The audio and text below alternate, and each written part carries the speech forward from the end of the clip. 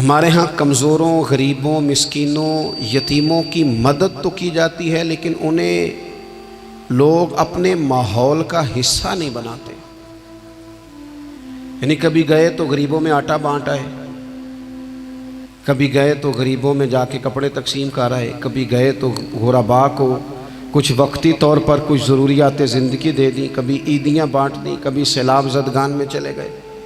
غرباء کو کچھ نہ کچھ صدقات تو دے دیے جاتے ہیں، ان پر کچھ خیرات تو کر دیا جاتا ہے، لیکن انہیں سوسائٹی کا، ماحول کا حصہ نہیں بنایا جاتا۔ ایسا نہیں ہوتا کہ ان غرباء کے بچوں کو اٹھا کے بڑے شہروں میں لایا جائے، ان کی تعلیم کا خیال کیا جائے، انہیں اپنے ماحول میں رکھا جائے، ان کی بہترین پرورش کا بندوبست کیا جائے۔ کائنات میں بڑے لوگوں نے کام کیا ویلفیئر کا، بڑے لوگوں نے غریبوں کے ساتھ تعاون کیا، بڑے لوگوں نے محبت کی، سب قابل تعریف ہے، لیکن ہم نے یہ کیا کہ ان کی امداد تو کی، لیکن ان کی محرومیوں کا ازالہ نہیں کیا۔ اور وہ امداد لے رہے تھے تو ان کی پچھلی نسل بھی امداد لے رہی تھی، یہ نسل بھی امداد لے رہی، اور خدا نہ کرے کہ اگلی نسل کو بھی امداد لینا پڑے۔ میرے نبی پاک صلی اللہ تعالیٰ علیہ وسلم کا انداز کچھ اس طرح کا ہے کہ امام بہقی نے لکھا ہے، حضرت بشیر بن عقبہ رضی اللہ تعالیٰ عنہ کہتے ہیں میرے والد انتقال کر گئے تھے، اور میں ایک جگہ پہ بیٹھ کر رو رہا تھا کہ نبی پاک صلی اللہ تعالیٰ علیہ وسلم میرے قریب سے گزرے، کیوں روتے ہو؟ یا رسول اللہ میرے والد کا انتقال ہو گیا، میری والدہ رخصت ہو گئی۔ تو یہ ہمیں حضور نے سبق دیا ہے، یہ یتیموں غریبوں کا خیال رکھنے کا یہ بھی ایک نقطہ، یہ بھی انداز ہے۔ کائنات کا بڑے سے بڑا درد دل رکھنے والا بندہ یہاں تک نہیں جا سکتا جو میرے رسول کریم نے بیان فرمایا۔ کہتے ہیں نبی پاک علیہ السلام فرمانے لگے، بشیر بن عقبہ کیا تو اس بات پر راضی نہیں کہ میں تیرا باپ ہوں اور عائشہ تیری ماں ہو؟ آنا تجھے ہم شامل کر لیں اپنے گھرانے میں، آ جانا، مکمل تیرے معاملات کا خیال کیا جائے، تو آ جا۔ اتنا بڑا درجہ نبی پاک نے تو حضرت سلمان فارسی کے بارے میں بھی فرمایا کہ میں نے انہیں اپنی اہل بیت میں شامل کر لیا۔ رسول اللہ صلی اللہ تعالیٰ علیہ وسلم غرباء کے لیے، مساکین کے لیے، یتیموں کے لیے، ناداروں کے لیے جو خاص احسان بن کے آئے، وہ یہ والا لہجہ نہیں کہ ہم مطمئن ہو گئے کہ ٹھیک ہے ہم گئے تو تھے، اتنے پیکٹ بانٹ تو آئے، اتنا کچھ ہم نے دے تو دیا، فلانا کام کر تو لیا، اور ویسے وہ بھی کب تک کیا؟ جب تک خبریں تیز تھیں۔ ہمارے ملک میں سیلاب آیا، میڈیا نے خبر دی، شور ہوا، لوگوں نے بڑی کوشش کی، الحمدللہ بڑے اچھے جذبات کا اظہار کیا، ڈھیر سارے لوگ وہاں گئے۔ میں آپ سے پوچھتا ہوں کہ کیا سیلاب زدگان سارے اپنے اپنے گھروں میں چلے گئے؟ ان کے گھر بن گئے، لیکن ہمارے جذبے کیوں ٹھنڈے ہو گئے؟ اس لیے کہ خبریں ٹھنڈی ہو گئی۔ ہم تو چلتے ہیں ٹرینڈ کے ساتھ کہ آج کل ٹرینڈ کیا ہے، اگر خبر ادھر کی ہے تو ذوق ادھر کا ہے، خبر ادھر کی ہے تو ذوق ادھر کا ہے۔ دیر پا کام کرنا اور خاص جذبات پیدا کرنا ان لوگوں کے لیے۔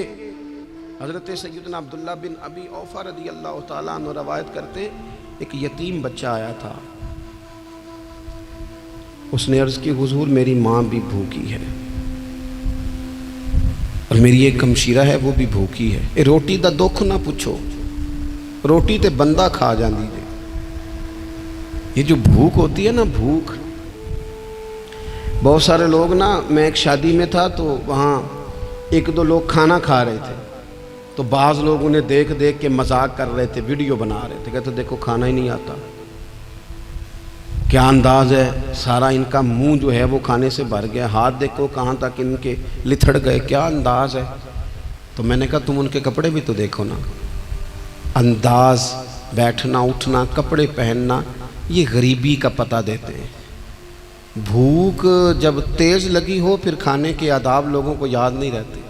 غربت نے میرے بچوں کو تہذیب سکھا دی، اب وہ سہمے ہوئے رہتے ہیں، شرارت نہیں کرتے۔ وہ عزیز، ہوتا یہ ہے کہ جب انسان کو بھوک شدید لگی ہو نا، پھر اسے ڈاکٹر کی ہدایات نہیں یاد رہتی، پھر تو پیٹ کی آگ بجھانے کو لوگ دوڑتے ہیں۔ تو کہتے اس بچے نے آ کے عرض کی یا رسول اللہ صلی اللہ تعالی علیہ وسلم ماں بھی بھوکی ہے بہن بھی بھوکی ہے، حضور نے نا اسے 21 کھجوریں عطا فرمائیں، فرمایا 7 تیری، 7 تیری بہن کی، 7 تیری والدہ کی، اور یہ حضور نے 21 کھجوریں دی ہیں، یہ نبی پاک نے 21 دی ہیں، ہاں یہ حضور نے 21 دی، اور حضور تو اشارہ بھی کر دینا تو پھر روٹی ساری زندگی ختم نہیں ہوتی۔ وہ حضرت ابو ہریرہ کو بھی ملی تھی، فرماتے ہیں میں کئی سال کھاتا رہا، 1 کلو کھجوریں تھی پر ختم ہی نہیں ہوئی، 21 کھجوریں حضور نے دیں۔ حضرت معاذ بن جبل رضی اللہ تعالیٰ عنہ اٹھے اور دوڑ کے جا کے نا اس یتیم کے سر پہ ہاتھ پھیرا اور کہنے لگے پتر اللہ تجھے اپنے والد کا جانشین بنائے۔ تو حضور فرمانے لگے معاذ یہ تم نے کیا کیا؟ عرض کی حضور اس بچے کی بات سن کے میرا دل بھر آیا ہے، محبت نے انگڑائی لی ہے تو میں نے یتیم کے سر پہ ہاتھ پھیرا ہے، یہ دیکھو حضور کا رشتہ۔ نبی کریم فرمانے لگے سن پھر جس نے کسی یتیم کے سر پر محبت سے ہاتھ ہی پھیر دیا نا تو اللہ ہر بال کے بدلے اسے ایک نیکی بھی عطا کرے گا، ایک گناہ بھی معاف کرے گا اور ایک درجہ بھی بلند فرمائے گا۔ چلو ہاتھ ہی پھیر دیا، تو نے کچھ تو کیا یتیم کے ساتھ، تیرا کوئی تو اس سے رشتہ ہوا۔ اور تیسرا طبقہ ہے غلاموں کا، مسکینوں کا، غریبوں کا۔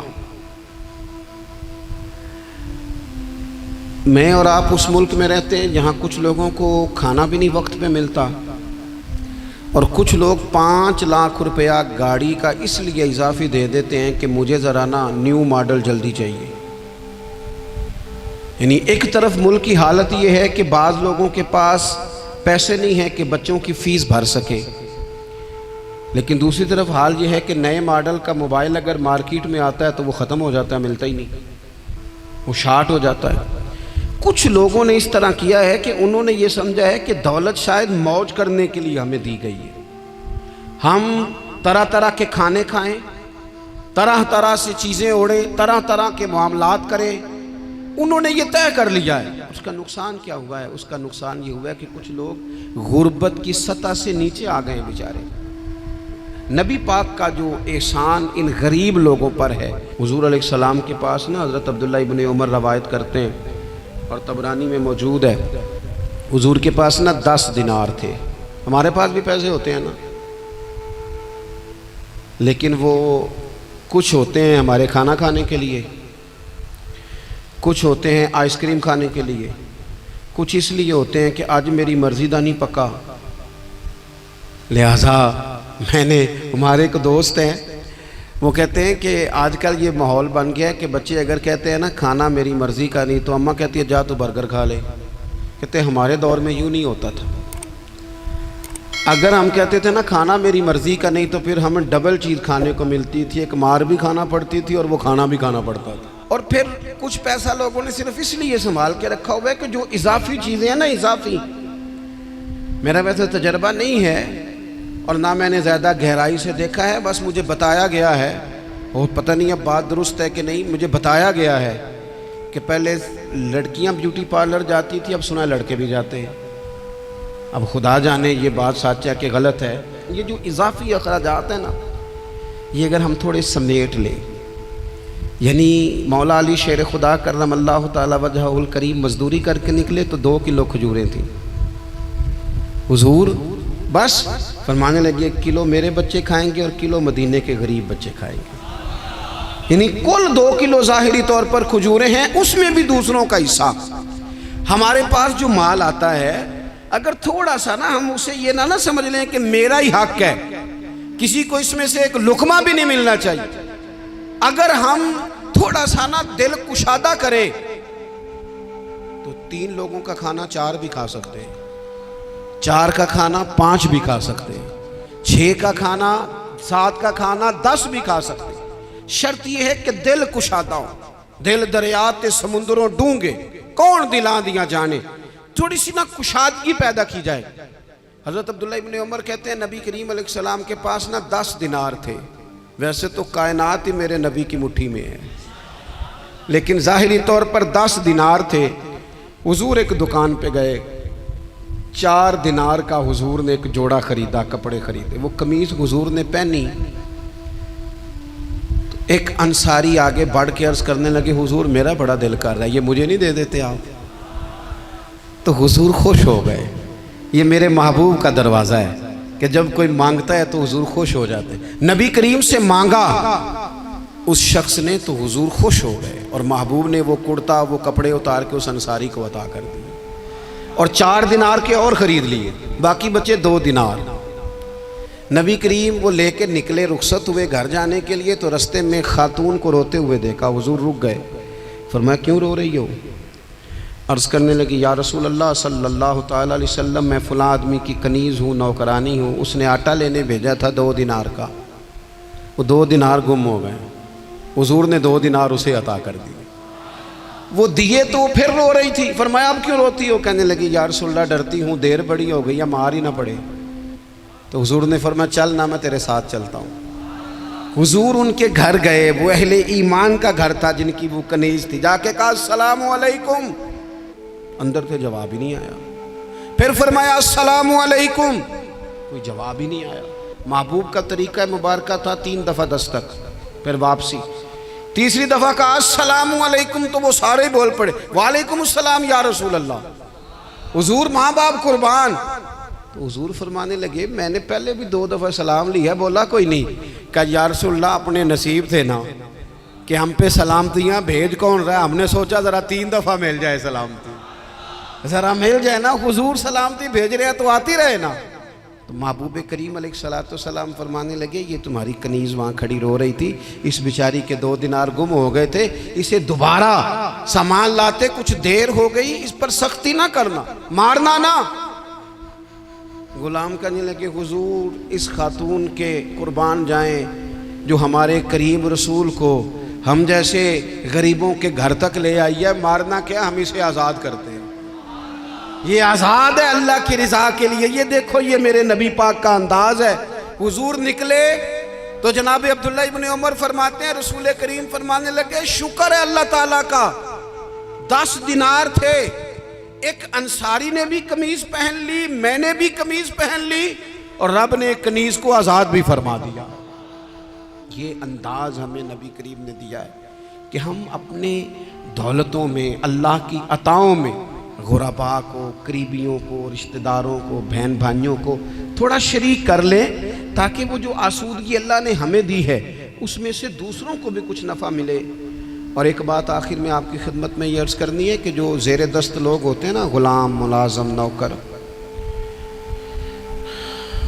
آپ اپنی زندگی کے مسائل دیکھ لیں، جن لوگوں کے پاس لاکھوں آتا ہے، کبھی ہزاروں آنے لگ جائے تو پریشان ہو جاتے ہیں، تو جن کے پاس صرف سینکڑوں ہوتے ہیں، تو ایسا تو نہیں کہ آپ ہی ٹینشن میں ہیں اور آپ ہی کو غصہ آتا ہے، وہ بیچارہ کبھی نوکر بھی تو ٹینشن میں ہو سکتا ہے نا، ملازم کو بھی تو کبھی ٹینشن ہوتی ہے نا، اس کے ساتھ بھی تو مسائل وابستہ ہے نا۔ حضرت سیدنا ابو مسعود انصاری رضی اللہ تعالیٰ عنہ بیان کرتے ہیں کہ مجھے اپنے غلام پہ غصہ آیا تو میں اسے مار رہا تھا، نبی کریم تشریف لے آئے، حضور نے ایک جملہ کہا تو میں رو پڑا، حضور فرمانے لگے جتنا اختیار تجھے اس پر حاصل ہے نا، اس سے کہیں بڑھ کر رب کو تیرے اوپر اختیار حاصل ہے، لہٰذا اللہ سے ڈر، اس کے معاملے میں اللہ سے ڈر۔ اور پھر حضور تو صرف غلام نہیں، جانوروں کے حق تک کا خیال فرماتے۔ ایک جگہ تشریف لے گئے تو اونٹ آپ کے پیروں پہ سر رکھ کے رویا، نبی کریم نے اس کی پشت پہ ہاتھ پھیرا، فرمایا اس کے مالک کو بلاؤ نا۔ جب وہ آیا تو کیا ارشاد فرمایا؟ فرمایا تو اس کے معاملے میں اللہ سے نہیں ڈرتا، اس نے شکایت کی ہے کہ تو اس کی طاقت سے زیادہ بوجھ ڈالتا ہے، چارہ اور پانی بھی وقت پر نہیں دیتا۔ یہ حضور کے احسانات ہیں، ہمیں ان احسانات کا خاص خیال رکھنا چاہیے۔ اور یہ جو ایام ہے عید میلاد النبی کے، ان ایام میں بالخصوص ہمیں غریبوں کے ساتھ، یتیموں کے ساتھ، بیواؤں کے ساتھ، مساکین کے ساتھ، لاچاروں کے ساتھ اس لحاظ سے زیادہ مدد کرنی چاہیے کہ میرے رسول پاک انہی کے لیے تو زیادہ رحمت بن کے آئے، انہی کا تو محبوب نے خیال زیادہ فرمایا، انہی کے بارے میں تو ہمیں تلقین زیادہ فرمائی۔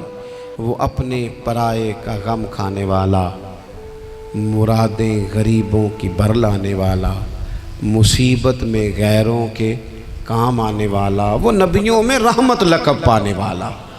تو نبی پاک علیہ السلام کے غلاموں، یہ ہمیں سیکھنا ہے، اس پر ہمیں عمل کرنا ہے۔ اللہ کریم کی بارگاہ میں دعا ہے، اللہ ہماری حاضری کو قبول فرمائے۔